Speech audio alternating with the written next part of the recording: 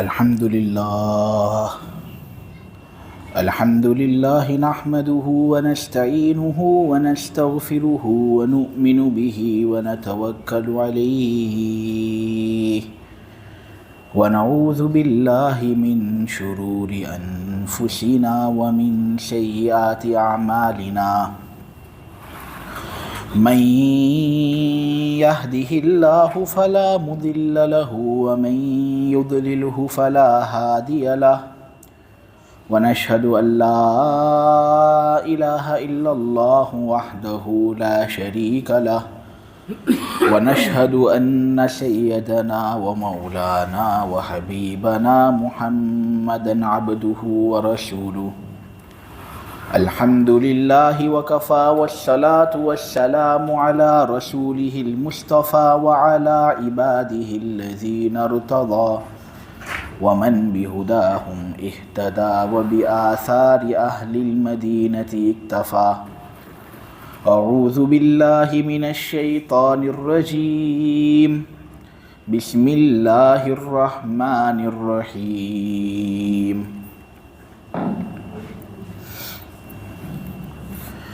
للفقراء المهاجرين الذين أخرجوا من ديارهم وأموالهم يبتغون فضلا من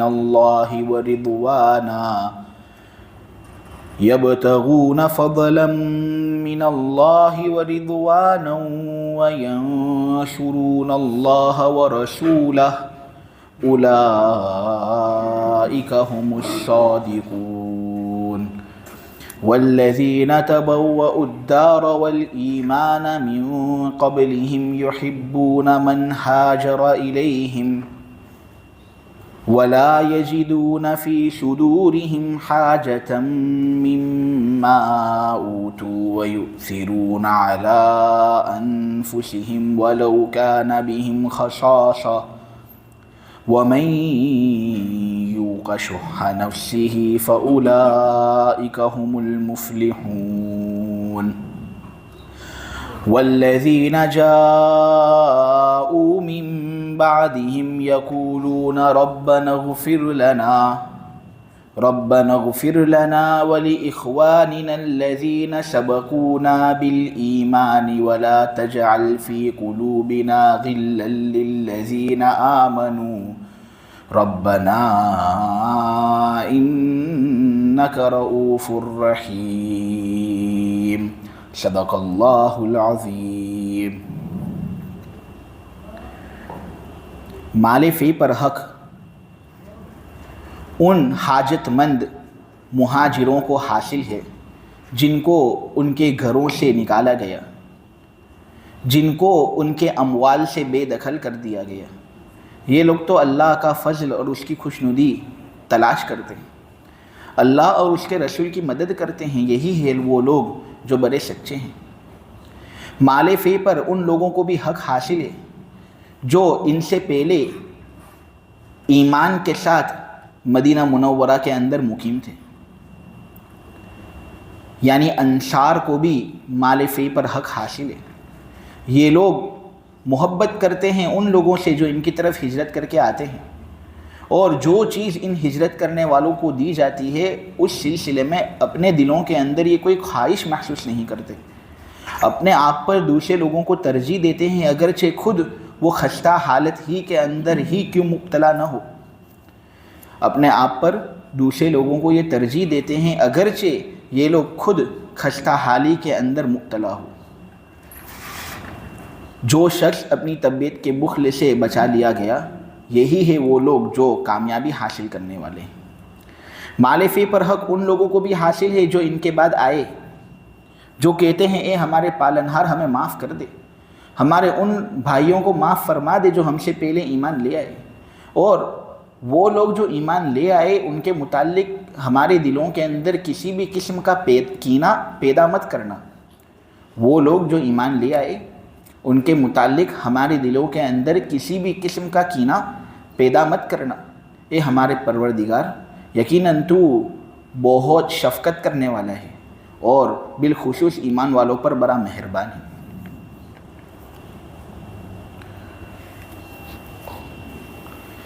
اللہ तबारक व तआला ने इन चंद आयतों के अंदर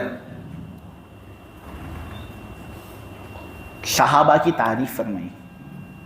जिन सहाबा में से कुछ मुहाजिरीन थे तो जिन सहाबा में से कुछ अंसार थे। सबसे पहली बात तो ये कि सहाबी किसको कहते हैं, इसके मुताल्लिक कुछ वजाहत हो जाए। सहाबा के बारे में उलमा ने अलग अलग तारीफ़ें बयान की है, लेकिन सबसे ज़्यादा सही तारीफ़ जो उलमा की यहाँ पर समझी जाती है वो तारीफ़ है जिसको हाफिज़ इब्न हजर अस्कलानी अश-शाफ़िई ने बयान फरमाई है। इसाबा के अंदर हाफिज़ साहब ये कहते हैं कि सहाबी उस शख्स को कहते हैं जिसने ईमान की हालत में नबी करीम सल्लल्लाहु अलैहि वसल्लम के ज़िंदा होने की हालत में हुजूर से मुलाकात की हो और फिर उसका इंतकाल भी ईमान ही पर हुआ हो। ये शख्स उलमा के यहाँ सहाबी समझा जाता है, जिसका दर्जा अल्लाह तबारक व तआला के यहाँ पर बहुत ऊंचा है। और इन्हीं सहाबा की तारीफ़ इन आयतों के अंदर अल्लाह ने फरमाई है। आप अगर इस तारीफ़ के अंदर गौर करेंगे नहीं तो इससे सबसे पहली बात जो मालूम होती है वो ये है कि ईमान की हालत में हुजूर की मुलाकात करना ज़रूरी होता है। तो अगर कोई शख्स हुजूर के ज़माने में ऐसा था जिसने हुजूर की मुलाकात कुफ्र की हालत में की, फिर हुजूर का इंतकाल हो गया और फिर वो ईमान ले आया, तो ऐसे शख्स को सहाबी नहीं कहेंगे, क्योंकि ईमान की हालत के अंदर जो मुलाकात होनी चाहिए वो नहीं हुई। जैसे शाह केसर हिरकल जो था ना, उसका कासिद तनूखी कुफ्र की हालत में उसने हुजूर से मुलाकात तो की थी, लेकिन फिर वो ईमान ले आया था हुजूर की वफ़ात के बाद, तो इसको सहाबी नहीं कहेंगे। इसी तरह अगर आप इस तारीफ़ के अंदर गौर करोगे तो सहाबी बनने के लिए हुजूर की मुलाकात करनी है इस हाल में कि हुजूर ज़िंदा हों। अगर हुजूर को देख लिया इस हाल में कि हुजूर की रूह हुजूर के जिस्म से निकल गई थी, तो ऐसे शख्स को सहाबी नहीं कहेंगे। जैसे अबू जुएब खुवैलिद इब्न खालिद अल-हुज़ली, ये ईमान वाले थे, लेकिन नबी करीम सल्लल्लाहु अलैहि वसल्लम के ज़िंदा रहने की हालत में हुजूर से मुलाकात करने का जो शर्फ था वो इनको हासिल ना हो सका। हुजूर को इन्होंने जब पहली मर्तबा देखा था तो हुजूर की वफ़ात हो चुकी थी, हुजूर का जिस्म रूह से खाली हो चुका था, तब उन्होंने हुजूर की मुलाकात की थी। तो फिर इनको भी सहाबी नहीं कहेंगे, क्योंकि ज़िंदा होने की हालत में मुलाकात ज़रूरी है। और फिर वो शख्स ऐसा हो कि उसका इंतकाल भी ईमान ही की हालत में हुआ हो। अगर हुजूर की मुलाकात करता है वो ईमान की हालत में, हुजूर के ज़िंदा होने की हालत में, लेकिन फिर ज़िंदगी का आखिरी मरहला आता है तो कुफ्र इख्तियार कर लेता है, मुर्तद हो जाता है, कुफ्र पर उसका इंतकाल हो जाता है, तो फिर ऐसे शख्स को भी सहाबी नहीं कहेंगे। जैसे अब्दुल्ला इब्न ख़तल, बड़ा बदमाश आदमी था ये हुजूर पर ईमान ले आया था पहले और हुजूर की मुलाकात भी उसने की थी, लेकिन फिर ये मुर्तद हो गया था और फिर हुजूर ने खुद अपने हुक्म से इसको कत्ल करवाया था। काबे की चादर पर लटक गया था कि बचा लो मुझे, बचा लो, लेकिन चूँकि बहुत शरारती था ये और मुसलमानों के ख़िलाफ़ बहुत गद्दारी इसने की थी, मुर्तद हो गया था, तो हुजूर ने कहा था कि काबे की चादर पर लटका है नहीं, वहाँ पर ही इसको कत्ल करो। वहाँ पर ही फ़तह मक्का के दिन उसको कत्ल किया गया था। तो ये शख्स भी सहाबी नहीं। तो सहाबा की तारीफ़ आपको कुछ न कुछ दर्जे में समझ में आ रही है कि किसको सहाबी कहते हैं। तो सहाबी उस शख्स को कहते हैं जिसने हुजूर की मुलाकात की ईमान की हालत में, हुजूर ज़िंदा थे इस हालत में उसने हुजूर की मुलाकात की और फिर उसका इंतकाल भी ईमान ही की हालत में हुआ हो। जैसे है मशहूर सहाबी हज़रत अबू बकर, हज़रत उमर वगैरह, तो इनको सहाबा कहेंगे। एक सवाल ये पैदा होता है कि अगर कोई शख्स हुजूर से मुलाकात करता है ईमान की हालत में, लेकिन फिर वो मुर्तद हो जाता है, गुमराह हो जाता है, लेकिन अभी उसका इंतकाल कुफ्र पर हुआ नहीं, मुर्तद होने के बाद वापस वो मुसलमान हो जाते हैं, तो ऐसे शख्स को सहाबी कहेंगे या नहीं? तो इस सिलसिले में हम हनफी लोग ये फतवा देते हैं कि अगर मुर्तद हो जाने के बाद उसने वापस हुजूर की मुलाकात कर ली ईमान की हालत में, तो फिर वो सहाबी। जैसे अब्दुल्ला इब्न अबी शरह रदी अल्लाह ताला अन्हु, ये पहले मुसलमान हो गए थे, हुजूर की मुलाकात भी कर ली थी, लेकिन फिर मुर्तद हो गए थे। मुर्तद हो जाने के बाद वापस अल्लाह ने इनको हिदायत दी, तो वापस हुजूर के पास आए और इन्होंने इस्लाम कबूल किया, तो ये सहाबी, क्योंकि हुजूर की मुलाकात वापस इर्तिदाद के बाद पाई गई। لیکن اگر کسی کی ملاقات ارتداد کے بعد حضور سے ہوتی نہیں ہے، وہ مسلمان اگرچہ ہو گئے لیکن بعد میں حضور سے ملاقات کرنے کا موقع اور چانس ملا نہیں، تو یہ مسلمان تو ہوں گے، ان کے اسلام کو قبول بھی کریں گے ہم، لیکن ان کو صحابی نہیں کہیں گے۔ اب وہ یہ کہے کہ پہلے تو میں نے حضور سے ملاقات کی تھی، حضور کو میں نے دیکھا تھا، تو وہ پہلے جب دیکھا تھا تو وہ اس وقت دیکھا تھا جب ایمان والے تھے، لیکن پھر جب کفر آ گیا نا تو وہ تمام اعمال کو برباد کر دیتے ہیں۔ پھر اب حضور کی ملاقات چونکہ بعد میں ہوئی نہیں، اس سے ایسے شخص کو صحابی نہیں کہیں گے۔ جیسے قرہ ابن حبیرہ، ان کے ساتھ ایسا معاملہ ہوا تھا، تو یہ صحابی ہمارے نزدیک نہیں۔ امام شافعی کا کچھ الگ مسئلہ ہے اس میں، لیکن اس کے اندر اپنے کو نہیں پڑھنا۔ اسی طرح اشعث ابن قیس، ان کے بارے میں بھی یہ منقول ہے کہ یہ پہلے مسلمان ہوئے تھے، پھر مرتد ہو گئے تھے، پھر واپس مسلمان ہو گئے تھے، لیکن پھر حضور سے ملاقات کا شرف ان کو حاصل نہیں ہوا تھا، تو ان کو بھی صحابی نہیں کہیں گے۔ تو یہ صحابہ کی تعریف میں نے آپ لوگوں کے سامنے بیان کی۔ اس کے اندر اگر آپ نے غور کیا ہوگا تو صحابی اس کو کہتے ہیں جو ملاقات کرتا ہو حضور کی۔ اس میں دیکھنا ضروری نہیں، بہت سے لوگ غلط فہمی کے اندر ہوتے ہیں اور وہ یہ سمجھتے ہیں کہ صحابی اس کو کہتے ہیں جو حضور کو دیکھتا ہو۔ نہیں، دیکھنا ضروری نہیں، ورنہ حضور کے زمانے میں جو نابینا صحابی تھے، کیا وہ صحابی نہیں جنہوں نے حضور کو دیکھا ہی نہیں؟ عبداللہ ابن ام مکتوم، یا جن کا نام ایک قول کے مطابق عمر ابن ام مکتوم ہے، وہ نابینا تھے، حضور کو انہوں نے کبھی دیکھا ہی نہیں، لیکن حضور کی ملاقات کی تھی انہوں نے، تو یہ بھی صحابی۔ ان کا واقعہ بھی بہت دلچسپ و مشہور ہے کہ ایک مرتبہ نبی کریم صلی اللہ علیہ وسلم سرداران قریش کو کچھ درس دے رہے تھے۔ ایک تو وہ بالکل نالے قسم کے لوگ ہوتے تھے اور ڈون قسم کے لوگ ہوتے تھے، تو وقت اپنا بہت جلدی دیتے نہیں تھے۔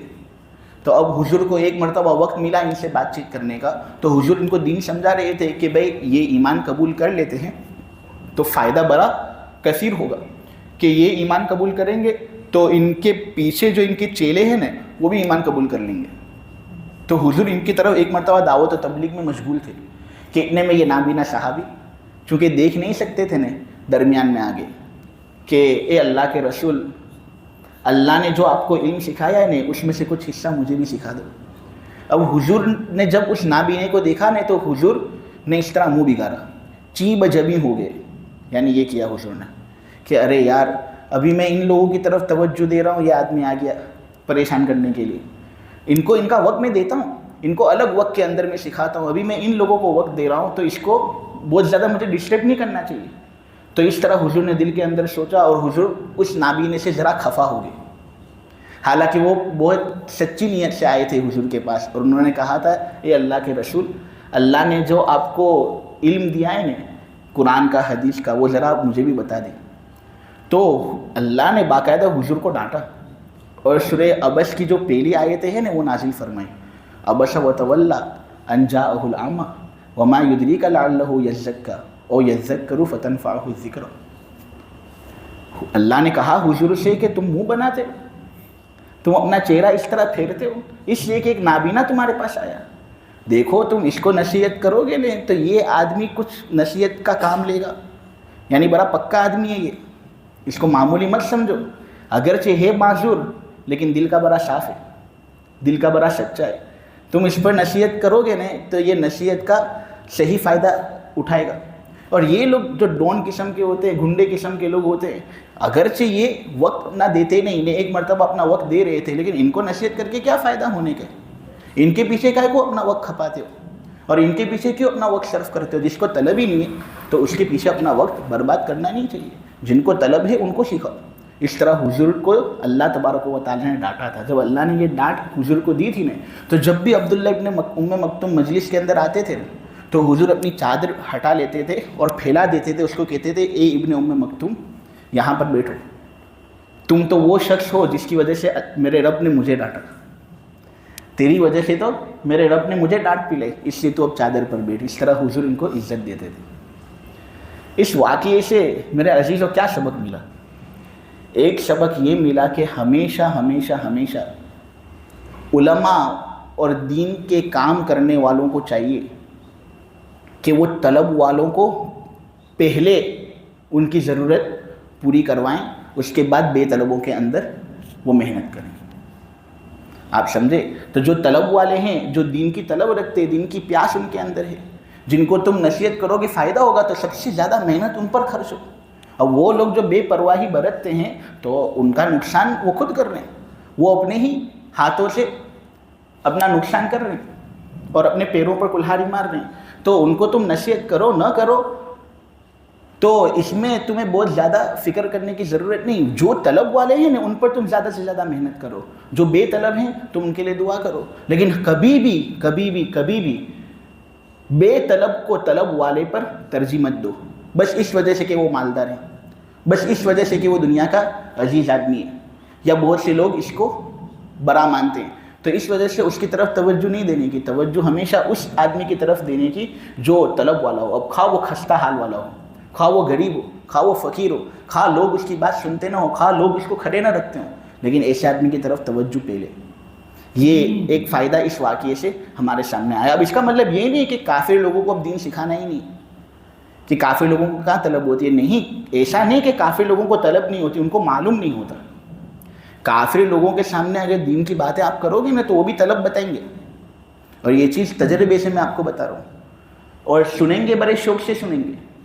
لیکن ان میں سے بھی بعض وہ ہوتے ہیں جو تمہارے مخالف ہو جائیں گے تو ان کی طرف بہت زیادہ توجہ نہیں.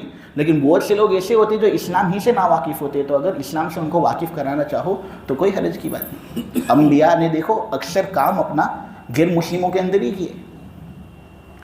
تو یہ صحابہ کی ایک تعریف میں نے آپ لوگوں کے سامنے بیان کی, جن صحابہ کی یہاں پر اللہ تبارک و تعالیٰ نے مدح فرمائی.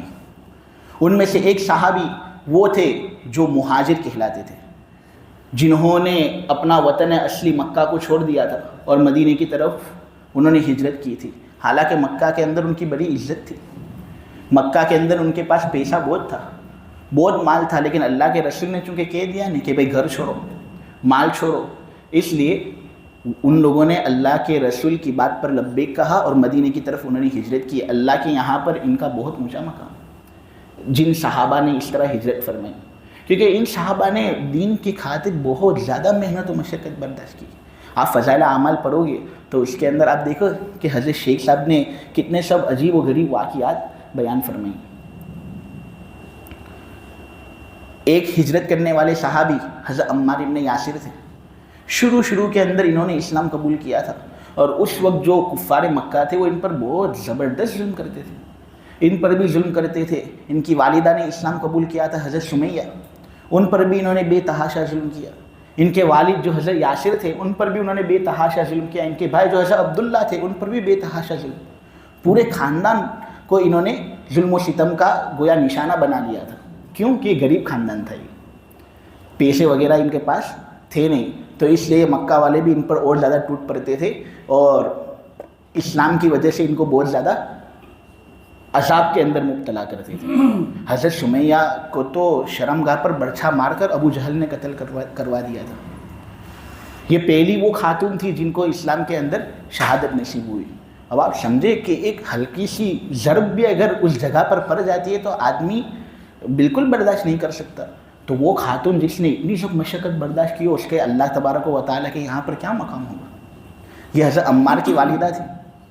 حضرت عمار کے جو والد صاحب تھے یاسر, وہ بھی بیچارے ابتدائی زندگی کے اندر غلامی کی زندگی بسر کرتے تھے, غلام تھے, وہ نوکر تھے. تو ان پر بھی بے تحاشا ظلم, یہاں تک کہ اسی ظلم و ستم کی چکی کے اندر پیس کر ان کا بھی انتقال ہو گیا. بھائی کے ساتھ بھی یہی معاملہ. حضرت عمار کو تو یہ پتھر جو ہوتے تھے نا ان پر لٹا دیتے تھے سخت گرمی اور دھوپ میں, چلچلاتی دھوپ میں, اور اس طرح یہ بالکل مضطرب ہو جاتے تھے. تو نبی کریم صلی اللہ علیہ وسلم بسا اوقات یہ دیکھتے تھے کہ حضرت عمار اور ان کے گھر والوں کے ساتھ یہ سلوک کیا جا رہا ہے, تو حضور بھی کچھ کر نہیں سکتے تھے, بس تسلی دیتے تھے کہ اے عمار کے گھر والوں صبر کرو. یہ جس طرح آگ ابھی عمار کے لیے گرم ہو رہی ہے نا, ایک دن ایسا آئے گا کہ جس طرح ابراہیم کے لیے آگ ٹھنڈی ہو گئی تھی, عمار کے لیے بھی یہ آگ ٹھنڈی ہو جائے گی. ایک مرتبہ حضور گزرتے تھے اور کہتے تھے اے عمار کے گھر والوں تم صبر تو کرو, تم صبر کرو گے اللہ تم کو بہت اونچا درجہ دے گا. تو یہ حضور یہ تسلی دیتے تھے, اس کی وجہ سے ان کی ایمانی قوت اور بڑھتی تھی, اور جوش آتا تھا, صبر کرتے تھے پھر. حالانکہ اتنے کمزور تھے کہ کوئی بھی دنیاوی مشقت کی وجہ سے اتنی صبر کی طاقت کوئی رکھتا نہیں, لیکن چونکہ حضور تسلی دیتے تھے اور روحانی غذا چونکہ ان کی مضبوط ہو گئی تھی نا، اس لیے ان کے اندر صبر کرنے کی صلاحیت اللہ نے پیدا کر دی تھی۔ ایک مرتبہ حضرت عمار ہی کا واقعہ بیان کیا جاتا ہے کہ مشرکین نے پانی کے اندر گھوتے دے دے کر ان کو عذاب دیا، یعنی پانی کے اندر گھوتا دے ہوئے ان کو نکالے، سانس لینے میں تکلیف ہو تو واپس گھوتا دے ہوئے، اور ان کو یہ کہے کہ یا تو محمد کو برا بھلا کے تو ہم تیرے کو چھوڑیں گے، اور ساتھ ساتھ اسی وقت ہم تجھے چھوڑیں گے جب تم محمد سے بیزاری کا اعلان کر دے، اور ہمارے جو معبود ہیں ان کے بارے میں تو تعریفی کلمات ذکر کر، بول ہمارے معبودوں کا اچھا نام، تو اس طرح ہم تجھے آزاد کر دیں گے۔ یہ نہ کہتے تھے کہ میں حضور کے بارے میں نازیبا الفاظ کہہ ہی نہیں سکتا، زبان سے آتا ہی نہیں۔ جس طرح اس دیش کے اندر بھی بہت سے ایسے ہوتے ہیں نا جو اس طرح مجبور کرتے ہیں لوگوں کو اپنے معبود باطل کو اس طرح کہنے پر، تو اس طرح ان کو بھی بہت مجبور کیا جاتا تھا، نہ کہتے تھے تو پانی کے اندر گھوتا دیتے تھے، اور اس طرح خوب عذاب کے اندر مبتلا کیا جاتا تھا، حتیٰ کہ ایک مرتبہ اتنا عذاب دیا کہ یہ کہہ دیا انہوں نے کہ میں حضور کے دین سے بیزار ہوں اور تمہارے جو معبود ہیں میں ان کی تعریف کرتا ہوں، اس طرح انہوں نے کہہ دیا تھا۔ پھر جب عذاب سے ان کو خلاصی مل گئی تو بہت پریشان ہوئے اور پسینہ پسینہ نکل گئے، نبی کریم صلی اللہ علیہ وسلم کے دربار میں حاضری دیتے ہیں اور حضور کو دیکھ کر ہی رونا دھونا شروع۔ نبی کریم صلی اللہ علیہ وسلم پاس آتے ہیں اور کہتے ہیں کہ عمار کیوں رو رہے، ایسا تو کیا ہوا؟ تو انہوں نے کہا حضور آج میری حالت بدتر سے بدتر ہے، وجہ اس کی یہ ہے کہ آج مجھے عذاب سے اس وقت تک خلاصی نہیں ملی، آج مجھے عذاب سے اس وقت تک چھٹکارا نہیں ملا جب تک کہ میں نے آپ کے بارے میں برا بھلا نہ کہہ دیا۔ میں نے جب آپ کو برا بھلا کہا تب انہوں نے مجھے چھوڑا، اس لیے آج جو مجھے تکلیف ہو رہی ہے ایسی تکلیف مجھے کبھی نہیں ہوئی، میرا دل تنگ ہو گیا ہے، میرا پیٹ تنگ ہو گیا ہے، مجھے سمجھ میں نہیں آتا کیا کروں، کیا میں مسلمان بھی ہوں یا نہیں۔ تو حضور نے حضرت عمار کے جو آنسو تھے نا وہ پوچھے، اپنے ہاتھ سے پوچھے اور کہا اے عمار دل کے اندر کیا پاتے؟ تو حضرت عمار نے فوراً کہا اللہ اور اس کے رسول کی پرزور عظمت پاتا ہوں دل میں۔ تو حضرت نبی کریم صلی اللہ علیہ وسلم نے کہا کہ دیکھو وہ شخص جس کو مجبور کیا جائے اور پھر مجبوری کے عالم کے اندر وہ کچھ ایسا کہہ دے تو یہ سب معاف ہے، اللہ تو دل کو دیکھتا ہے، فکر کرنے کی کوئی ضرورت نہیں۔ یہ حضرت عمار ابن یاسر کا جو معاملہ تھا میں نے آپ لوگوں کے سامنے بیان کیا۔ اسی طرح ایک مہاجر حضرت بلال، ایک تو ان کا رنگ سیاہ تھا اور سیاہ رنگ کے لوگوں پر تو ظلم صدیوں سے چلا آ رہا ہے، یہ امریکی لوگوں نے بھی بہت ظلم کیا ہے، یہ برٹن والے نے بھی بہت ظلم کیا ہے کہ آج وکالت کرتے ہیں، لیکن ایک زمانہ ایسا تھا کہ ان سے بڑا ظالم کوئی نہیں تھا جو ان کالے لوگوں پر ظلم کرتا تھا۔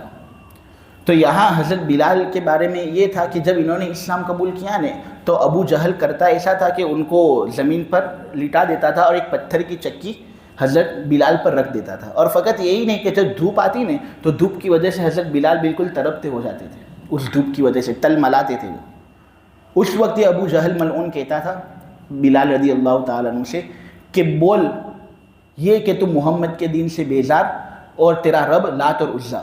تو بلال ایک ہی بات کہتے تھے احد احد احد، خدا تو ایک ہی ہے، خدا ایک ہی ہے، تم تو خدا بہت سے لوگوں کو مانتے ہو، اس لیے جو چیز تم مجھے کہنے کے لیے کہہ رہے ہو نا وہ تو میری زبان سے نکل ہی نہیں سکتا۔ اب تھے یہ حبشی نا، اس لیے اللہ تبارک و تعالیٰ ان کو صبر کی صلاحیت بھی دیتا تھا اور کبھی بھی ٹس سے مس نہیں ہوتے تھے، یعنی ان کو جتنا بھی یہ لوگ مارتے ہیں حضرت بلال کبھی بھی کچھ کہتے نہیں تھے، بس احد احد ہی کہتے تھے۔ امیہ ابن خلف ملعون گائے کی کھال جو ہوتی تھی نا اس کے اندر ان کو لپیٹ دیتا تھا، دھوپ میں چھوڑ دیتا تھا تاکہ بدبو خوب آئے، لوہے کی زرہ پہنا دیتا تھا تاکہ دھوپ جب لگے تو وہ لوہا جسم کو لگے اور جس کی وجہ سے جسم جل جائے، لیکن پھر بھی بلال کی ایک ہی صدا احد احد احد۔ یہ وہ مشقتوں کا ایک حصہ ہے جو میں نے آپ لوگوں کے سامنے بیان کیا، جس کو برداشت کیا مہاجر صحابہ نے۔ اب چونکہ یہ لوگ اللہ اور اس کے رسول کا کامل یقین دل کے اندر رکھتے تھے نہیں، اس لیے ان مشقتوں کو برداشت کرنا ان کے لیے آسان ہو جاتا تھا، اور یہ مشقتوں کو برداشت کرتے تھے اس لیے اللہ نے ان کی یہاں پر تعریف فرمائی۔ ایمان ایسا اللہ پر ہونا ضروری۔ آپ دیکھیں اللہ تبارک و تعالیٰ کی ذات کے اندر آپ غور کریں گے تو آپ کو بے پناہ دلائل ملیں گے، اور آپ کو بے شمار دلائل ایسے ملیں گے جو یہ بات بتاتے ہیں کہ واقعتاً اللہ کتنا بڑا ہے۔ تو جب اللہ اتنا بڑا ہے تو ہمیں بھی اللہ تبارک و تعالیٰ کے متعلق کچھ قربانی دینی چاہیے، اللہ کے راستے میں کچھ قربانیاں دینی چاہیے نا۔ دیکھیں اگر کوئی آدمی کسی شخص کے پاس 6 انڈے لے کر آئے उन 6 अंडों में से 3 अंडे मुर्गी के हों, 3 अंडे बतख के हों। मुर्गी वो बुला ले और मुर्गी के ज़रिए से उन अंडों को जो गर्मी चाहिए वो गर्मी वो दिलवा दे, तो वो सब के सब अंडे निकलेंगे और चूजे जो है वो खोल फाड़ कर बाहर निकलेंगे। उनमें से 3 जो बतख के अंडे थे ना, उनमें से तो बतख निकलेंगे, और जो मुर्गी के अंडे हैं उनमें से मुर्गी के बच्चे निकलेंगे। वो निकलेंगे तो उनको कोई सिखाएगा नहीं कि देखो मुर्गी का बच्चा तैर नहीं सकता और बतख ये तैर सकता है, कोई उनको सिखाएगा नहीं। लेकिन आप उनको तालाब के करीब ले जाओगे ना, तो मुर्गी के बच्चे जो होते हैं ना वो फ़कत किनारे पर रहेंगे और पानी पीते रहेंगे, और बतख के जो बच्चे होंगे ना वो फ़ौरन सीधे तालाब के अंदर, क्योंकि उनको मालूम है कि हम यहाँ पर जाएंगे तो हम डूबेंगे नहीं। वही तो अल्लाह है जिसने इन सब बेज़ुबान जानवरों को ये सूझबूझ अता फरमाई कि देखो इस तरह ज़िंदगी जीने की होती है। हमारे अंदर तो कोई सूझबूझ नहीं थी ना, जानवरों के अंदर कहाँ से सूझबूझ होगी। लेकिन फिर भी अल्लाह ने जानवरों के अंदर एक सिस्टम रखा है कि वो अक्सर जो होते हैं ना वो दिन को कमाते हैं, कोशिश करते हैं और रात को सो जाते हैं। ये सूझबूझ इनको किसने दी कि रात सोने की होती है, दिन जागने के लिए होता है? अल्लाह ही ने तो दी। इसी तरह आप शहद मक्खी को देखें, इतनी ज़बरदस्त मखलूक कि ये शहद तुम्हारे लिए निकालती है। पत्ता ये खाएगी, तूत का पत्ता, और इसी तरह ये मुख्तलिफ फलों को और फूलों को देखती है, उसमें से रस हासिल करती है और ये शहद बनाती है। हालांकि उसी फल फ्रूट्स वगैरह को हम खाएं नहीं तो हम कुछ शहद निकाल नहीं सकते, हम तो गोबर निकालेंगे, लेकिन वो शहद निकालती है। हिरन जब उसको खाएगा नहीं तो वो मुश्क निकालेगा, रेशमी कीड़ा जब उसको खाएगा तो वो रेशम निकालेगा, गाय जब उसको खाएगी तो वो दूध निकालेगी। ये एक ही पत्ता लेकिन मुख्तलिफ नौ नताइज का मजहर बन रहे हैं। ये अल्लाह तबारक व तआला ही की तो ज़ात है जिसने ये सब कारनामा किया। ऐसा थोड़ी कि ये कायनात के अंदर धमाका हुआ और ये कायनात पूरी की पूरी वजूद में आ गई। अगर मैं आप लोगों से ये कहूँ कि ताजमहल के आसपास धमाका हुआ और ताजमहल खुद ब खुद बन गया, प्रेस के अंदर धमाका हुआ और ये किताब तुम्हारे सामने आ गई, तो तुम कहोगे कि ये तो कैसी बात हुई, बिल्कुल इंसाफ के ख़िलाफ़ बात हुई। तो जब मामूली किताब खुद ब खुद बन नहीं सकती तो ये चाँद किस तरह बना, ये सूरज किस तरह बना, ये लंबा चौड़ा आसमान जो सुतूनों के बगैर हमारी छत बने हुए, लंबे लंबे पहाड़, लहलहाते हुए दरिया, ये सब खुद ब खुद नहीं बनते। इसको बनाने वाला एक है, उस पर हमें यकीन होना चाहिए। यकीन होगा ना उस पर तो हम उसके रास्ते के अंदर कुर्बानी देने के लिए तैयार हो जाएंगे, जिस तरह मुहाजिर साहबा तैयार हो गए थे। गुलेहरी जिसको इंग्लिश के अंदर स्क्रल कहते हैं, चिपमंक भी उसकी एक किस्म है, ये एक जानवर है ये गुलेहरी। तो ये किसकोली होती है ना जो सनाबिल अपार्टमेंट के इर्द गिर्द घूमती रहती है, तो इसका एक बड़ा वर्जन होता है स्क्रल। गूगल पर भी आप देखोगे तो आपको इसकी तस्वीर नज़र आएगी। गुलेहरी इसको कहते हैं। ये गुलेहरी अजीब व गरीब जानवर है। सर्दी का मौसम करीब होता है ना तो ये घिसा जमा करते हैं और बहुत सी घिसा ये अपने घर के अंदर रख लेता है। इसको पहले से ही दिल के अंदर ये बात आ जाती है कि सर्दी अब आने वाली है और पूरी सर्दी के मौसम के अंदर ये सोता रहता है। इसको इंग्लिश के अंदर कहते हैं हाइबरनेशन। इंसानों को मालूम नहीं कि कौन से दिन सर्दी आने वाली है और कौन से दिन गर्मी आने वाली है, लेकिन ये बेजुबान जानवर को मालूम होता है कि कौन से दिन सर्दी है न कौन से दिन गर्मी है। इसलिए तो बड़े बड़े साइंसदान ये कहते हैं कि जब गुलेहरी तुमको नज़र आए ना सर्दी के बाद सबसे पहली मर्तबा, तो समझ जाने का कि अब सर्दी आएगी नहीं वापस, अब गर्मी ही गर्मी है। तो ये बेजुबान जानवर, इनके दिलों के अंदर ये सब अजीब व गरीब बातें, तो ये अल्लाह की ज़ात के अलावा कौन डाल सकता है? इत्तेफाक नहीं है ये। आदमी ख्वाब देखता है तो ख्वाब के अंदर बहुत सी मर्तबा, आप लोगों ने भी ख्वाब देखा होगा, बहुत सी मर्तबा ऐसा होता है कि ख्वाब के अंदर की शक्ल वो देखता है और फिर उसकी ताबीर भी उसके सामने जाहिर हो जाती है। मसलन अगर ख्वाब के अंदर कोई आदमी ये देखे ना कि वो जूते पहन रहा है तो इसका मतलब ये कि वो सफ़र करने वाला है। ख्वाब के अंदर अगर कोई आदमी देखे कि मेरे कपड़े जल गए तो इसका मतलब ये कि उसके घर में चोरी होने वाली है। तो बहुत सी मर्तबा ख्वाब देखता है ना उसकी ताबीर जाहिर होती है, ऐसा बहुत से लोगों को होता है। तो ये किस तरह होता है कि इंसान कभी कभी ख्वाब में वो चीज़ें देख लेता है जो फ्यूचर के अंदर होने वाली है। ये अल्लाह तबारक व तआला की तरफ से एक पैगाम होता है। तो ये सब दलाइल है इस बात पर कि अल्लाह मौजूद है। तो जब अल्लाह का वजूद है तो हमें उसकी कदर करनी चाहिए और उसकी इबादतें करनी चाहिए, न ये कि हम उसकी नाफरमानी करें। मुहाजिर असहाब चूँकि अपने दिल के अंदर इस अकीदे को मजबूत लिए हुए थे ना, इसलिए कुरान के अंदर भी इनकी तारीफ़ हुई और इसलिए दुनिया और आखिरत दोनों जगहों पर वो कामयाब हुए। और एक तरफ अंसारी सहाबी थे जो अपनी अलग खुसूसियत रखते थे। ये लोग ऐसे ज़बरदस्त किस्म के लोग थे कि अपने आप पर ये दूसरे लोगों को तरजीह देते थे, अगरचे खुद खस्ता हाली के अंदर ही मुब्तला होते थे। खुद इनकी ज़िंदगी फ़कीराना होती थी, खुद इनके पास कुछ नहीं होता था, लेकिन दूसरों का ख्याल पहले रखेंगे। आप देखें बुखारी और मुस्लिम की एक मशहूर रिवायत है जिसको हज़रत अनस इब्न मालिक ने बयान किया है अब्दुर्रहमान इब्न औफ से। अब्दुर्रहमान इब्न औफ ने एक मरतबा हज़रत अनस से कहा था कि मैं जब मदीना आया था ना हिजरत करके, तो मेरे पास कुछ माल था नहीं, मेरा माल सारा मक्के के अंदर था और बहुत ज़्यादा माल था मेरा, लेकिन हिजरत करनी पड़ी इसलिए मैं मदीने आ गया। मदीने आ गया तो कुछ था नहीं मेरे पास, तो हुजूर ने मेरा भाईचारा करवा दिया एक अंसारी सहाबी के साथ जिसका नाम था साद इब्न रबी रदी अल्लाह ताला। साद इब्न रबी बड़े ज़बरदस्त सहाबी, जिगरा इनका बड़ा वसी था। जब हज़रत अब्दुर्रहमान इब्न औफ के साथ हुजूर ने इनका भाईचारा कायम करवा दिया ने, तो ये बिल्कुल हज़रत अब्दुर्रहमान इब्न औफ के भाई बन गए, बल्कि हकीकी भाई से भी ज़्यादा मोहब्बत इनसे करते थे। वो इनसे कहा करते थे कि देखो अंसार के अंदर जितना माल मेरे पास है ना, इतना माल किसी के पास नहीं। वो पूरा माल है ना, उसमें से आधा मेरा आधा तेरा।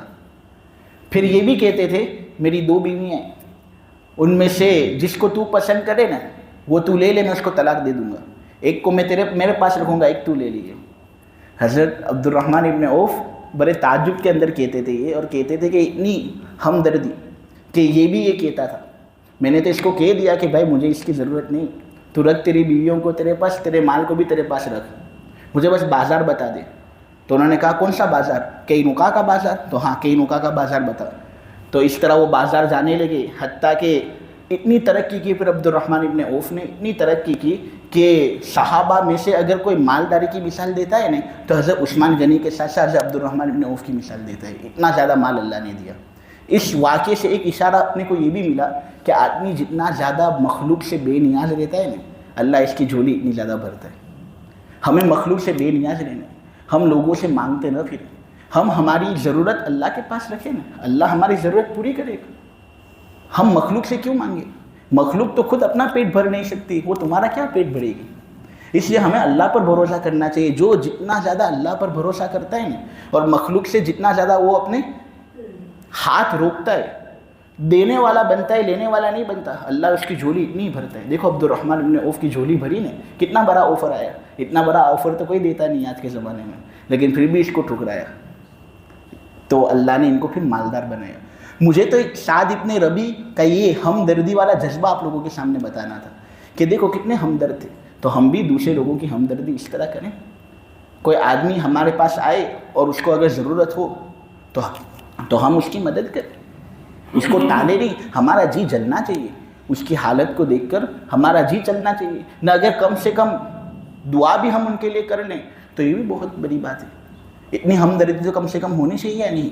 एक मुसलमान के लिए ये इतनी बात तो ज़रूरी है। आप देखें हज़रत हुज़ैफ़ा अदवी का वाक़या कि यरमुक की जब जंग हुई थी ना, तो उसके अंदर बहुत से लोग कत्ल किए गए थे। हुज़ैफ़ा अदवी एक पानी का बर्तन अपने साथ लिए हुए थे और जंग के अंदर ये तलाश कर रहे थे कि कोई ज़ख्मी है जिसको मेरी ज़रूरत हो ताकि मैं उसको पानी पिलाऊं। हुआ ये कि इन्होंने देखा कि एक आदमी ज़ख्मों की वजह से सोया हुआ है मैदान के अंदर ही, और बहुत ख़राब हालत में वो। उन्होंने करीब से देखा तो देखा कि ये तो मेरे चचा का लड़का है, मेरा चचा का भाई है। मैं फ़ौरन उसके करीब गया ताकि मैं उसको कुछ पानी का हिस्सा पिलाऊं। तो जब मैंने उसको कहा कि पानी पियोगे, तो उसने फ़ौरन कहा पीऊँगा। फिर जब मैं उसको पिलाने गया ने, तो एक दूसरे आदमी ने जो उसके बाजू ही के अंदर था, उसने चिल्लाया पानी माँ। तो जब उन्होंने सुना ने, तो फ़ौरन उन्होंने अपना चेहरा इस तरह फेर लिया और कहा पहले इसको फिर बाद में मुझे। तो हज़रत हुज़ैफ़ा कहते हैं कि मैं फिर पानी ले गया बाजू वाले के पास, और देखा वो बाजू वाला आदमी कोई मामूली आदमी नहीं था, हिशाम इब्नुल आस थे, वो बहुत बड़े आदमी थे। मैं उनके पास पानी लेकर गया तो देखा कि वो भी ज़ख्मों से बेचारे 2-4 हो गए थे, बहुत तकलीफ़ थी इनको। तो पानी पिलाने के लिए गया और कहा मैंने कि पानी पियोगे? उन्होंने भी कहा जी पिलाओ जल्दी। इतने में उन्होंने भी एक आवाज़ सुनी सामने वाले शख्स की कि वो पानी मांग रहे, तो उन्होंने भी इशारा कर दिया कि इनके पास जाओ। अब देखो कैसा आलम है, मौत दहाने पर खड़ी है लेकिन फिर भी दूसरे लोगों की फ़िक्र ज़्यादा। हज़रत हुज़ैफ़ा उनके पास जाते हैं, पानी लेकर उनके पास पहुँचते कि उसका इंतकाल हो गया। फिर फ़ौरन ये वापस जाते हैं हज़रत हिशाम इब्न अल-आस के पास कि आप पानी पी लो, देखा तो उनका भी इंतकाल हो गया। अपने चचाजाद भाई के पास पहुँचते आखिर में, उनको भी पानी पिलाना चाहते हैं तो देखते हैं कि उनका भी इंतकाल हो गया। देखें कितना जिगरा वसी, कितना दिल वसी कि पहले दूसरे लोगों की फ़िक्र फिर अपनी फ़िक्र। यही जज्बा अगर मुसलमानों के अंदर आज आ जावे तो मुसलमान चाँद पर पहुँच जाएंगे। चाँद क्या, चाँद से भी आगे पहुँच जाए। पूरी अक़वाम जो है ना वो मुसलमानों के तहत आ जाए। लेकिन ये जज्बा चूँकि मुसलमानों के अंदर नहीं, सब अपनी अपनी फ़िक्र के अंदर है। जिस तरह ये दीगर कौम जो होती है वो अपनी फ़िक्र करती रहती है ना, इस तरह मुसलमान भी चूँकि अपनी फ़िक्र के अंदर लगे रहते हैं, इसलिए आज मुसलमान कौम तरक्की नहीं कर रही। फ़लस्तीन के अंदर, गज़ा के अंदर देखो कितना नुकसान हो रहा है, लेकिन फिर भी सऊदी अमेरिका के साथ बड़ी बड़ी डीलें करते हैं। इतना पैसा है इसके पास कि ये गज़ा की मुफलिसी को दूर कर सके। जितने भी गज़ा वाले ने सबको अपने मुल्क के अंदर ये बुला सके, इतना पावर है। लेकिन फिर भी इतना पैसा है कि वो अमेरिका वाले के साथ डील कर सकता है, लेकिन गज़ा वालों के साथ मदद करने के लिए इसके पास पैसा नहीं। फिर वहाँ पर तो आतंकवादी हो जाते हैं ना, इनको बच्चों के अंदर आतंकवादी नज़र आते हैं, बेटियों के अंदर और बुरी माँओं के अंदर आतंकवादी इनको नज़र आते हैं। खैर कोई सुने या ना सुने, अल्लाह तो सुन ही रहे, अल्लाह सब देख भी रहे, वह हर एक का हिसाब पूरा पूरा लेगा। बस ऐसा यकीन होना चाहिए कि अल्लाह है, अल्लाह है तो वो हिसाब लेगा, छोड़ेगा नहीं अल्लाह। नहीं, जालिम जो होता है ना, जालिम, उसको सज़ा दुनिया में मिलती है। शेख सादी कहते हैं कि मैं पूरी दुनिया का सफ़र मैंने किया है, पूरी दुनिया का सफ़र मैंने किया है, छप्पा छप्पा देख लिया है मैंने। 2 लोगों से मुलाकात करने में नाकाम रहा।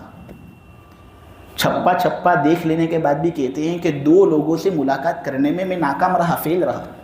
एक वो जिसने अल्लाह के रास्ते में दिया और गरीब हो गया, ऐसे आदमी की मुलाकात मैंने नहीं की। और एक वो जिसने लोगों पर जुल्म किया और अल्लाह की पकड़ से बच गया, उसकी भी मुलाकात मैंने नहीं की। यानी ऐसे लोग होते ही नहीं हैं जो अल्लाह के रास्ते में देते हैं और गरीब हो जाते हैं। नहीं, जो अल्लाह के रास्ते में देगा अल्लाह उसको और देगा। नहीं, जो लोग किसी पर जुल्म करते हैं ना, तो अल्लाह दुनिया के अंदर उसका बदला उसको देता ही है। और फिर जुल्म करने वाला अगर बच्चों पर जुल्म करता हो, नहीं बुरी औरतों पर जुल्म करता हो, तो उसका तो बिल्कुल ठिकाना ही बाइद है रहमत से, दुनिया के अंदर भी आखिरत के अंदर भी। तो ये अंसार की ये जो सिफत थी, अपने आप को कम तवज्जो के अंदर रखना, दूसरे लोगों को अपने आप पर तरजीह देना, अल्लाह ने इसकी बड़ी तारीफ़ की है। और अल्लाह ने कहा है कि जो शख्स वाक़ियतन अपनी तबीयत के बुखले से इस तरह बचा लिया गया है, वही आदमी फ़लाह पाने वाला है। अपने फ़लाह सुनते हैं ना अज़ान के अंदर भी, हय्या अलल फ़लाह, हय्या अलल फ़लाह, तो आम मतन तर्जमा करने वाले तर्जमा करते हैं कामयाबी। हालांकि फ़लाह का जो मफ़हूम है कामयाबी से बहुत ऊँचा है। दुनिया और आखिरत के अंदर जितनी भी कामयाबी हो सके ना, वो सब फ़लाह के इस लफ्ज़ के अंदर आ जाती है। यानी अल्लाह ये कहना चाहते हैं कि जो शख्स अपनी तबीयत के बुखल से बचा लिया गया, यानी उसकी तबीयत के अंदर अब बखीली नहीं है, बहुत दिल भरा है उसका, जो भी आता है उसको पैसे दे ही देता है वो, तो ये आदमी दुनिया में भी कामयाब होगा और आखिरत के अंदर भी कामयाब हो गया, किसी भी जगह पर ये नाकाम नहीं होगा। अल्लाह ये कहना चाह रहे हैं। आखिर के अंदर जो आयत नंबर 10 है, अल्लाह तबारक व तआला ने कुछ और लोगों का तज़किरा किया जो सहाबा के बाद आएंगे, यानी हम लोग जो अल्लाह से दुआएं करेंगे और जो पिछले लोग हैं ना, उनके बारे में बुरी बातें नहीं कहेंगे, उनके लिए दुआ करेंगे और कहेंगे ए हमारे परवरदिगार हमें माफ़ कर दे, और जिस तरह तू हमें माफ़ करेगा ना, इस तरह हमारे उन भाइयों को भी माफ़ कर दे जो हमसे पहले ईमान ले आए थे, हमारे दादा, हमारे परदादा, अइम्मे मुज्तहिदीन, मुसन्निफ़ कुतुब, अइम्मे सालिहीन, इमाम अबू हनीफ़ा, इमाम मालिक, इमाम अहमद, इमाम शाफ़ी, सहाबा, ताबईन, तबे ताबईन, अल्लाह तो सबको माफ़ फरमा। क्यों? क्योंकि ये हमारे बड़े थे। क्यों बड़े थे? क्योंकि उन्होंने हमसे पहले ईमान कबूल किया था। और ये अल्लाह इनके मुतालिक कोई भी कीना हमारा दिल के अंदर तो पैदा मत करना, हमारे दिल को इनके मुतालिक कीने से पाक और साफ रख। ये दुआ ये लोग मांगा करते थे। मालूम हुआ कि असलाफ जो थे ना हमारे, खुसूसन सहाबा, उनके बारे में दिल के अंदर कोई कीना नहीं होना चाहिए, कोई बुग़्ज़ नहीं होना चाहिए। ان کے لیے تو دعا ہی دعا ہونی چاہیے. وہ تھے تو دین ہم تک پہنچا. آج وہ دنیا کے اندر نہیں ہے تو کیا ہم احسان فراموش ہو جائیں؟ کیا احسان انہی لوگوں کا ہم مانیں گے جو ہمارے سامنے ہو؟ نہیں، یہ لوگ تھے تو دین انہوں نے ہم تک پہنچایا. لہٰذا ہم خوب ان کو ایصال ثواب کریں، ان کے لیے خوب دعائیں کریں. ایصال ثواب اور دعا کرنے سے صحابہ کو فائدہ پہنچتا ہے. افسوس کے ساتھ کہنا پڑتا ہے کہ آج اس امت کے اندر ایک گمراہ فرقہ ہے جو اسی صحابہ کو برا بھلا کہتے ہیں. حضرت ابو بکر، عمر، طلحہ، زبیر کو تو گالی دیتے ہیں. یہ روافض، ایران کے اندر جن لوگوں کی حکومت ہے، یہ لوگ شیعہ لوگ، یہ لوگ حضرت علی کو حضرت ابو بکر اور عمر سے افضل سمجھتے ہیں اور یہ کہتے ہیں کہ امامت حضرت علی کی اولاد ہی کے اندر ہونی چاہیے اور حضور کے بعد خلافت کے بھی سب سے زیادہ حقدار حضرت علی. حالانکہ یہ بالکل بے بنیاد بات ہے. ان کی باتیں افراد تفرید کے اندر منحصر ہیں. ایک طرف تو اہل بیت سے اتنی زیادہ محبت کریں گے کہ ان کو خدا کا درجہ دے دیں گے، اور ابو بکر، حضرت عمر سے اتنی زیادہ نفرت، طلحہ، زبیر سے اتنی زیادہ نفرت، حضرت عائشہ پر تو زنا کی تہمت لگاتے ہیں. اتنی زیادہ نفرت کہ ان کو شیطان سے بھی بدتر بنا دیتے ہیں. تو یہ بالکل گمراہ ہے. ان کی گمراہ عقیدوں میں سے ایک عقیدہ یہ ہے کہ یہ لوگ کہتے ہیں کہ 3 طلاق جب آدمی بولے نا تو ایک ہی واقع ہوتی ہے. یہ ایک گمراہ عقیدہ. ان کا ایک گمراہ عقیدہ یہ کہ عشاء کا وقت ہوتا ہے تب یہ روزے کی افطاری کرتے ہیں. یعنی ہم روزے کی افطاری کب کرتے ہیں؟ جب سورج غروب ہو جائے تب نہیں. یہ کہتے ہیں سورج غروب ہو جائے نے پھر جو لالاش آسمان پر نظر آتی ہے وہ بھی ختم ہو جائے تب ہم افطاری کریں گے. یعنی ان کو تقویٰ اس سلسلے میں بہت زیادہ ہو جاتا ہے. پھر نکاح متعہ کو حلال سمجھتے ہیں. ان کے یہاں پر اگریمنٹ پر نکاح ہوتا ہے. یعنی میں تیرے سے نکاح کروں گا، تجھے مہر وغیرہ دوں گا، 1-2 مہینے تک نکاح کریں گے نہ پھر تو الگ میں الگ. تو یہ تو پروسٹیٹیوشن ہوا نا، یہ تو اس سے فائدہ اٹھانا ہوا. یہ کہاں حقیقی نکاح ہوا؟ حضور نے اس کو حرام قرار دیا، لیکن یہ سب ان کے نزدیک جائز. اللہ کی رحمت سے نا امید ہو جاتے، اپنے آپ کو مارتے رہتے ہیں، انہیں برا بھلا کہتے رہتے ہیں. تو یہ بھی ان کا ایک غلط عقیدہ ہے. اور ان کے بہت سے غلط عقیدے، آپ اگر واقعتاً کتابیں پڑھو نا ان کے بارے میں تو رونگٹے کھڑے ہو جائیں گے کہ کتنے کتنے غلط عقیدے ان کے ہیں. ان کے اماموں کو تو کیا سمجھتے ہیں یہ اللہ ہی زیادہ بہتر جانے. یعنی اتنا اونچا درجہ دے دیتے ہیں، حالانکہ اتنا زیادہ اونچا درجہ ایک انسان کے لیے مناسب نہیں جتنا یہ لوگ اپنے اماموں کو دیتے ہیں. کہتے ہیں کہ اس سے کوئی گناہ ہو ہی نہیں سکتا، نہ صغیرہ گناہ ہو سکتا ہے نہ کبیرہ گناہ ہو سکتا ہے. یعنی ہوتا تو ہے وہ انسان لیکن گناہ بالکل کر ہی نہیں سکتا وہ. تو یہ بھی ان کا ایک گمراہ عقیدہ. اللہ ان سے ہماری حفاظت فرمائے. روافض ان کو جب کہا جاتا ہے نا روافض، تو اس نام سے بہت چیڑتے ہیں وہ، روافض کے نام سے. دراصل اس کی وجہ یہ ہے کہ سن ہجری 121 کے اندر ان کے ہی امام نے، زید ابن علی نے ان کو یہ نام دیا تھا، لیکن پھر بھی یہ بہت چڑھتے ہیں اس نام سے. وجہ اس کی ہے کہ زید ابن علی نے ایک مرتبہ خروج کیا تھا ہشام ابن عبد الملک کے خلاف. جنگ ہوئی تھی، ہشام ابن عبد الملک ایک طرف اور حضرت زید ابن علی، اللہ ان پر رحم کرے، ایک طرف. حضرت زید ابن علی ساتھیوں کو جوڑ رہے تھے کہ بھائی میری مدد کرو، ہمیں ان کے خلاف خروج کرنا ہے، ان کے خلاف بغاوت کرنی ہے، یہ لوگ ناحق ظلم کر رہے ہیں ہم پر. تو ہوا یہ کہ بہت سے لوگ جو یہاں پر موجود تھے انہوں نے یہ بات کہی کہ دیکھو ہم تمہارا ساتھ دیں گے اس وقت جب تم ابو بکر اور عمر کو برا بھلا کہو. انہوں نے کہا انا للہ و انا الیہ راجعون. ابو بکر اور عمر کو برا بھلا میں کس طرح سکتا ہوں؟ یہ تو اتنے بڑے صحابہ تھے. تو انہوں نے کہا نہیں، برا بھلا کہو گے تبھی ہم ساتھ دیں گے. انہوں نے کہا میں برا بھلا کہنے والا نہیں.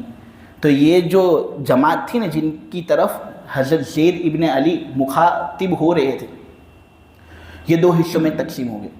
ایک وہ جنہوں نے ان کا ساتھ دیا، ان کو زیدیہ کہا جانے لگا، اور ایک وہ جنہوں نے ان کا ساتھ چھوڑ دیا، ان کو روافض کہا جانے لگا. کیوں؟ کیونکہ اس جنگ کے اندر زید ابن علی کو شکست ہوئی اور حجاج نے پھر ان کو سولی پر لٹکایا. سولی پر لٹکائے جانے کے وقت انہوں نے یہ بات کہی تھی روافض سے، رفضتمونی. کیا کہا تھا؟ رفضتمونی، تم نے میرا ساتھ چھوڑ دیا، تم نے جنگ کے اندر میرا ساتھ دیا نہیں. تو یہ چونکہ حضرت زید ابن علی کے ساتھ چھوڑنے والے لوگوں میں سے تھے نا، اس لیے ان کو روافض کہا جاتا ہے، جو خود ان کے امام نے ان کے بارے میں دیا. رافضیت کا بانی عبداللہ ابن سبا یہودی تھا کہ حضرت عثمان کو بھی قتل کرنے کے اندر اس کا بڑا ہاتھ تھا. سب سے پہلا فتنہ اسی نے پھیلایا تھا. تو یہ لوگ جو ہوتے ہیں ایسے کہ یہ اسلاف کے بارے میں نہایت غلط زبان استعمال کرتے ہیں اور بہت زیادہ برا بھلا کہتے ہیں. تو ان کی طرح ہمیں نہیں بننا، ہمیں ان کی مذمت کرنی ہے اور ہمارا عقیدہ ایسا ہونا چاہیے جو بالکل پاک اور صاف ہو. ہم کبھی بھی کسی بھی بڑے کے بارے میں کچھ برا بھلا نہ کہیں. یہی ایمان والوں کی شان ہے اور اسی وصف کو لے کر ایمان والوں کی تعریف اللہ نے اس آیت کے اندر بیان فرمائی ہے. اللہ تبارک و تعالیٰ کے فضل و کرم سے 28ویں پارے کا جو پاؤ پارا ہے یعنی 25% وہ ہو گیا. اب الم تر الی الذین نافقوا سے انشاءاللہ آئندہ ہفتے تفسیر کریں گے. سبحانک اللہم و بحمدک و تبارک اسمک و تعالی جدک و لا الہ غیرک. اللہم صلی علی سیدنا مولانا محمد النبی الامی وعلی آلہ وسلم تسلیما. یا ربی صلی وسلم دائما ابدا علی حبیبک خیر الخلق کلہم. اے اللہ ہمارے گناہوں کو معاف فرما. مولا جتنے بھی ہم سے گناہ ہو چکے ہیں صغیرہ کبیرہ ان تمام کو معاف فرما. مولا آنکھوں سے کیے ہوئے گناہ معاف فرما, ہاتھ سے کیے ہوئے گناہ معاف فرما, زبان سے کیے ہوئے گناہ معاف فرما. اور یہی جو اعضاء جن کے ذریعے سے ہم نے گناہ کیے ہیں اے اللہ ان کو تو تیری فرما برداری کے اندر لگا دے. اے اللہ ہم بھی مہاجر صحابہ کی طرح اپنے جان اور مال کو قربان کرنے والے بنے, اس طرح ہم کو تو مولا توفیق سے نواز. اور ہم بھی انصاری صحابہ کی طرح دوسرے لوگوں کو اپنی ذات پر ترجیح دے. اے اللہ اس وصف سے بھی تو ہمیں مالا مال فرما. مولا کبھی بھی رافضیت والے عقیدے کی محبت ہمارے دل کے اندر مت ڈالنا اور اس عقیدے سے نفرت ہی ہمارے دلوں کے اندر رکھنا. اے اللہ ہم صحابہ کو اچھا کہنے والا ہی بنے, ہم تابعین تابعین کے بارے میں اچھی زبان ہی استعمال کریں. ہم ائمہ مجتہدین امام ابو حنیفہ, امام مالک, امام احمد, امام شافعی اور جتنے بڑے امام ہیں امام ابن تیمیہ وغیرہ سب کے بارے میں اچھے الفاظ ہی کہنے والے بنے. اے اللہ تو اس کو ہمارے دلوں کے اندر جما دے اور راسخ فرما دے. اے اللہ ہمیں کینہ رکھنے والا مت بنا, حسد کرنے والا ہمیں مت بنا. اے اللہ قرآنی انوارات سے ہمارے دلوں کو منور فرما دے, قرآن کا ہمیں عاشق بنا دے. اے اللہ یہ لوگ بیٹھتے ہیں مختلف علاقوں سے آتے ہیں اور ان کا مقصد اے اللہ تجھے راضی کرنا ہوتا ہے. اے اللہ ان کی اس نیت کو قبول فرما اور تو نقطہ نواز ہے. اے اللہ ان کے اس طرح بیٹھنے کو قبول فرما. اور جو حاجتیں یہ لوگ لے کر آئے ہیں بڑی حاجتیں ہوتی ہے, دل کے اندر چھپائے ہوئے ہوتے ہیں. کبھی کبھی تو ایسا ہوتا ہے کہ وہ نہ کہہ سکتے ہیں نہ سہ سکتے ہیں.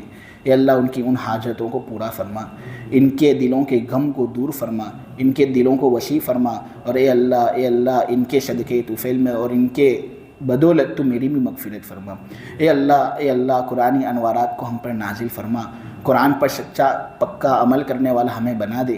اور اے اللہ یہ قربانی کے ایام آنے والے ہیں, حاجی لوگ تیرے دربار میں پہنچ چکے ہیں. اے اللہ حاجیوں کے حج کو قبول فرما.